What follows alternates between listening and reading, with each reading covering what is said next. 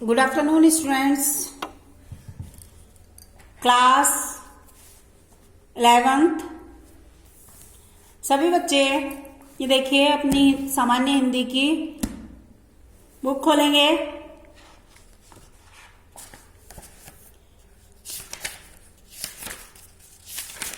प्यारे बच्चों, कल हमने आपको भारतेंदु हरिश्चंद्र की जीवनी कराई थी। ठीक है, आपको भारतेंदु हरिश्चंद्र के बारे में समझाया था।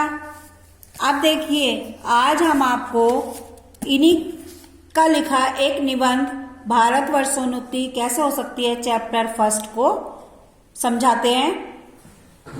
ठीक है, इसमें इस निबंध में भारतेंदु हरिश्चंद्र जी ने क्या कहा है। देखिए, भारत वर्षोन्नति कैसे हो सकती है, यानी कि हमारे देश भारतवर्ष की उन्नति कैसे हो सकती है। प्रस्तुत निबंध भारत वर्षोन्नति कैसे हो सकती है में लेखक ने कुरीतियों व अंधविश्वासों को त्याग कर अच्छी शिक्षा प्राप्त करने की प्रेरणा दी है। मतलब भारतेंदु हरिश्चंद्र ने कहा है कि यदि हम अच्छी शिक्षा प्राप्त करें और पुराने अंधविश्वासों को, पुराने रीति रिवाजों को हम त्याग दें तो हमारे देश की उन्नति हो सकती है। लेखक का उद्देश्य है कि हम छोटी छोटी वस्तुओं के लिए विदेशों पर निर्भर न रहे।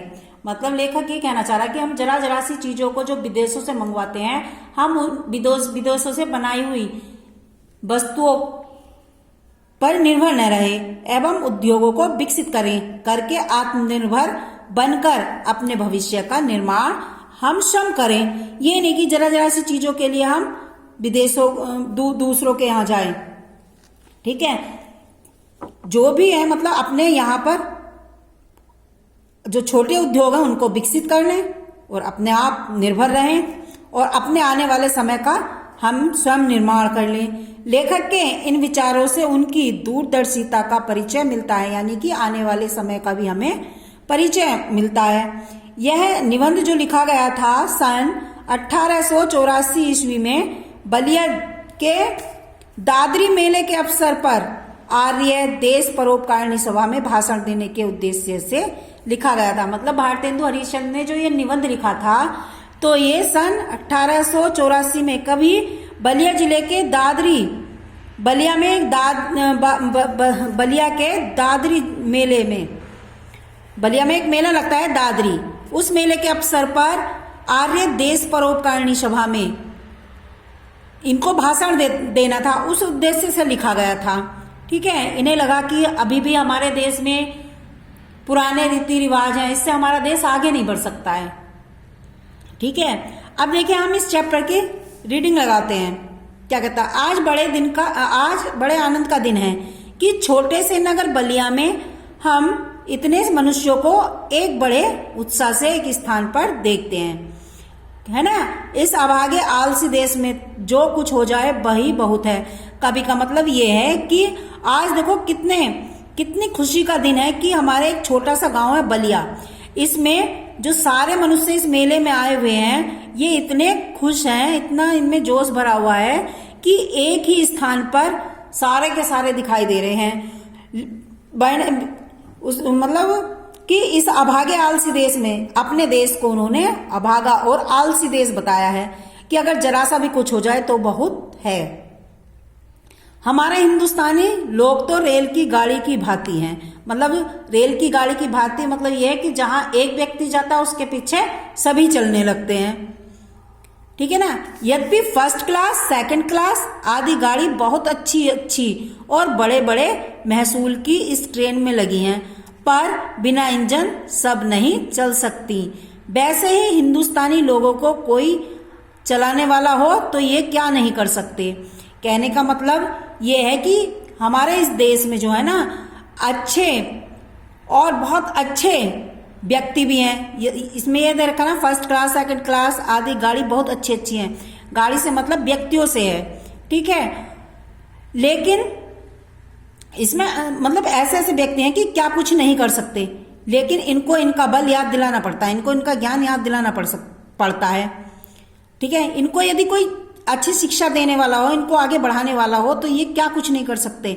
इनसे इतना कह दीजिए कि चुप साधी रहा बलवाना, फिर देखिए हनुमान जी को अपना बल कैसे याद आता है ना। इनको यानी कि इनका बल याद दिलाना पड़ता है। जो बल कौन याद दिलाए और इनको बल याद कौन दिलाए? हिंदुस्तानी राजे महाराजे, नवाब, रईस या हाकिम, ये थोड़ी ना आएंगे। राजा महाराजाओं को अपनी पूजा भोजन छूटी गप्पों से छुट्टी नहीं। मतलब जो इस देश के राजा महाराजा हैं, वे अपना कुछ पूजा पाठ में, कुछ खाने पीने में, कुछ झूठी सच्ची इधर उधर की बुराई करने में फुर्सत मिले तब तो इनको कोई देखे। मतलब राजा का एक काम होता है कि अपनी प्रजा को देखना, लेकिन वो भी अपने दूसरे कार्यों में लगा हुआ है, तो फिर इस देश को देखे कौन? ठीक है ना। हाकिमों को कुछ तो सरकारी काम घेरे रहते हैं, कुछ बाल घुड़दौड़ थिएटर में समय लगा, कुछ समय बचा भी, तो उनको क्या गरज है कि हम गरीब गंदे काले आदमियों से मिलकर अपना अनमोल समय खोमे। बस वही मसल रही।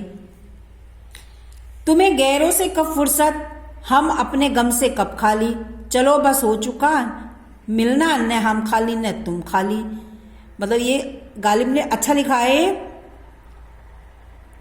कि मतलब कहने का तात्पर्य ये है कि जो हमारे यहाँ के सरकारी कर्मचारी हैं, हाकिम हैं, उनको सरकारी काम में व्यस्त रहते हैं, है ना। कुछ अपना ऐसे ही थिएटर वेटर में लगे रहते हैं, काम धंधे में अपने। तो उनका कहने का मतलब तुम्हें औरों से कब फुर्सत है और कब हम अपने गम से खाली, चलो बस हो चुका मिलना, न हम खाली न तुम खाली। यानी कि किसी के पास टाइम नहीं है।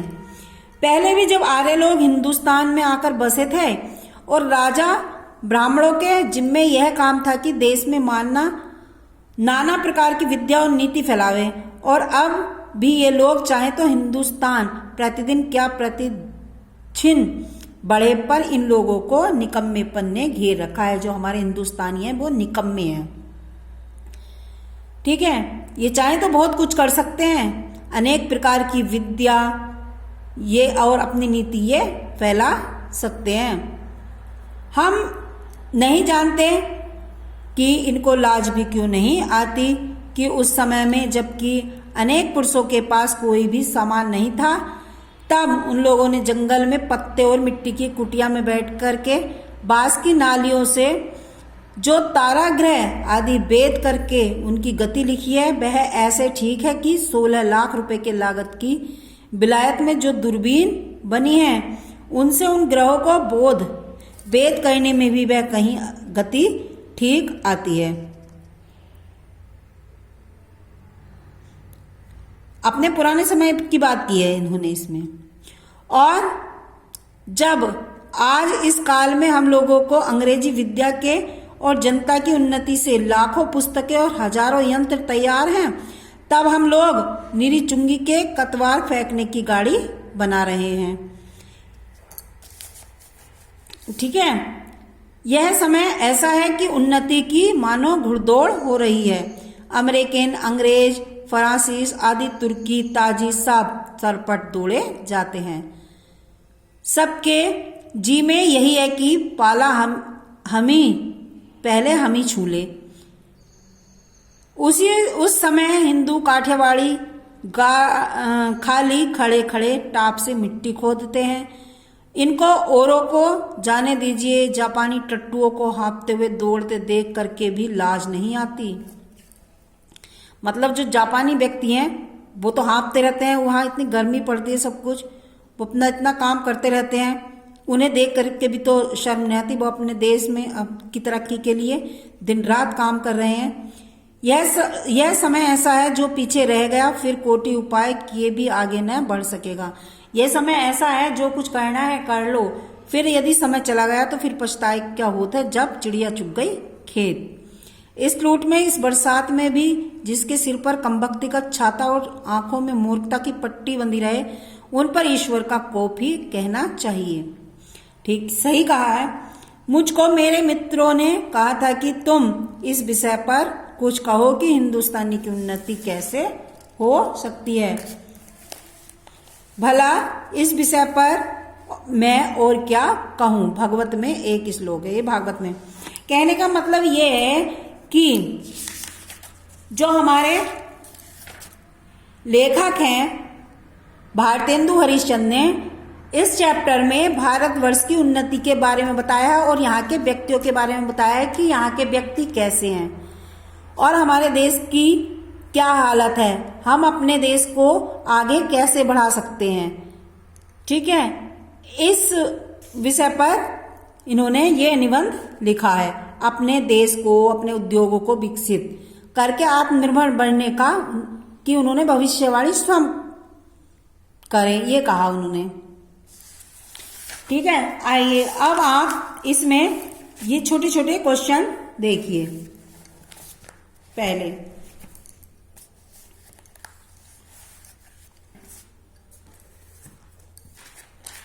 पहले देखिए, भारत वर्षोन्नति कैसे हो सकती है। नावंग निबंध के रचयिता हैं भारतेंदु हरिश्चंद्र। ठीक है, अब है भारतेंदु की नाट्य रचना इनमें से कौन सी नहीं है। भारतेंदु की नाट्य रचना इनमें से कौन सी नहीं है। आजाद शत्रु। ठीक है, मदालसा के रचनाकार हैं भारतेंदु हरिश्चंद्र। अंधेर नगरी के रचयिता भी भारतेंदु हरिश्चंद्र ही हैं। हरिश्चंद्र मैगजीन अथवा हरिश्चंद्र चंद्रिका पत्रिका का संपादन किसके द्वारा किया गया। भारतेंदु हरिश्चंद्र के। कवि वचन सुधा के संपादक थे भारतेंदु हरिश्चंद्र। नील देवी और विशेष्य विषमोषधम के रचयिता हैं भारतेंदु हरिश्चंद्र। भारतेंदु हरिश्चंद्र की सुप्रसिद्ध रचना है वेदिका हिंसा हिंसा ने भवती। प्रबोधिनी कविता में भारतेंदु हरिश्चंद्र ने किसका विवरण किया है। प्रबोधिनी।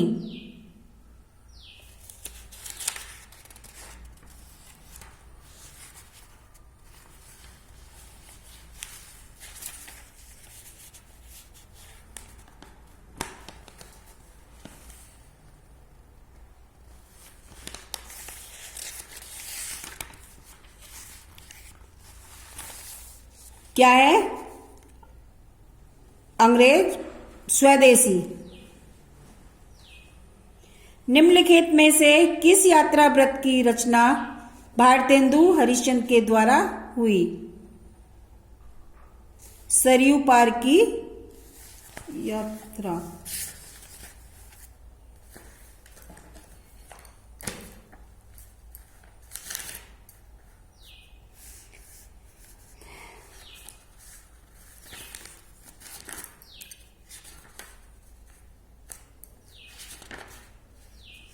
अब है भारतेंदु हरिश्चंद्र किसके लेखक है। अंधेर नगरी के, परीक्षा गुरु के या त्यागपद चंद्रगुप्त। अंधेर नगरी के। अब आप सभी बच्चे निम्नलिखित गद्य अवतरणों की संदर्भ सहित व्याख्या करेंगे। सबसे पहले तो यह है कि हम नहीं समझते कि इनको लाज भी क्यों नहीं आती कि उस समय में जबकि इनके महापुरुषों के पास कोई भी सामान नहीं था। मतलब इस वाले उसकी चैप्टर की आपको व्याख्या करनी है। गद्यांश के पाठ और लेखक का नाम। गद्यांश का पाठ है भारत वर्षोन्नति कैसे हो सकती है और लेखक का नाम है भारतेंदु हरिश्चंद्र। रेखांकित अंश की व्याख्या करनी है आपको। ये जो नीचे अंडरलाइन दी हुई है इसकी व्याख्या करनी है। मतलब लेखक ये कहना चाह रहा है कि हम ये नहीं जानते कि इनको अभी भी शर्म क्यों नहीं आ रही है, क्यों नहीं ये काम करना चाहते हैं, जबकि उस समय में जबकि इनके जो पुरुष थे इनके पास कोई भी ऐसा सामान नहीं था। पुरुषों के पास कोई भी ऐसा सामान नहीं था जिससे कि ये आगे को तरक्की कर ले, लेकिन फिर भी उनमें हिम्मत और साहस था। तब भी वे मतलब उन लोगों ने जंगल में पत्ते और मिट्टी की कुटिया में बैठ करके बांस की नालियों से जो ताराग्रह आदि भेद करके उनकी गति लिखी है। मतलब पहले जो व्यक्ति थे तो वो इतने परिश्रमी थे जबकि उनके पास ऐसा कोई साधन नहीं था, कुछ भी ऐसा साधन नहीं था कि वे कुछ नया आविष्कार कर सके। फिर भी उन्होंने अपनी कुटिया में बैठकर बांस की एक नाली से ऐसा यंत्र बनाया कि उन्होंने ताराग्रह आदि भेद करके उनकी गति भी लिख डाली। मतलब इतने परिश्रमी थे, उनमें कुछ करने की लगन थी। भारतेंदु जी ने प्रगति की दौड़ में भारतवासियों की असफलता का क्या कारण बताया है? भारतेंदु ने प्रगति की दौड़ में भारतवासियों की असफलता का क्या कारण बताया? आप देखिए, वह ऐसी ठीक है कि 16 लाख रुपए के लागत की विलायत में जो दूरबीन बनी है, उनसे उन ग्रहों को भेद करने में भी वही गति ठीक आती है। और जब आज इस काल में हम लोगों को अंग्रेजी विद्या के और जनता को भेद करने में, जनता की उन्नति से लाखों पुस्तकें और हजारों यंत्र तैयार हैं, तब भी हम लोग नीली चुंगी के कतवार फेंकने की गाड़ी बन रहे हैं। कहने का मतलब यह है कि पहले इतना कुछ नहीं था, तब भी व्यक्तियों में कुछ करने की चाह थी, वे इतने परिश्रमी थे। लेकिन आज जो है ना, आज हर सामान तैयार है, नए तरीके के नए आविष्कार करने का युग है, तो वह चुपचाप ऐसे ही चुपचाप बैठे हैं, है ना। उनको आलसी बताया है, भारतवासियों की असफलता का कारण आलसी बताया है।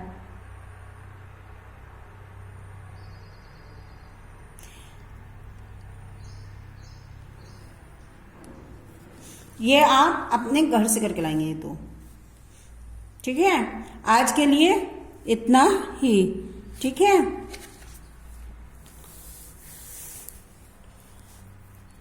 धन्यवाद। Have a nice day.